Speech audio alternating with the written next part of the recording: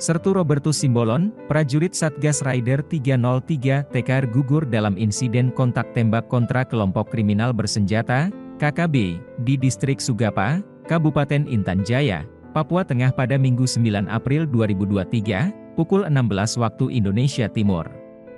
Kontak tembak pecah setelah KKB di bawah pimpinan Aibon Kogoya menyerang TNI di Sugapa, Kapendam 17, Cenderawasih. Kolonel Kaf Herman Taryaman, menyebut jenazah Robertus Simbolon kini dievakuasi ke RSUD Mimika, Senin 10 April 2023, Kolonel Kaf Herman kepada tribun-papua.com membenarkan kejadian kontak tembak yang mengakibatkan anggota Satgas Rider 303, Tengkorak Sertu Robertus Simbolon meninggal dunia. Humas RSUD Mimika, Laki Mahakena saat diwawancarai mengatakan, pihaknya sudah menerima jenazah korban dan kini sudah dilakukan visum. Laki mengatakan, jenazah sudah dilakukan pemulasaran sesuai dengan permintaan satuan di mana usai visum luar nantinya jenazah akan dibawa ke Koramil 171002 Timika untuk disemayamkan di sana.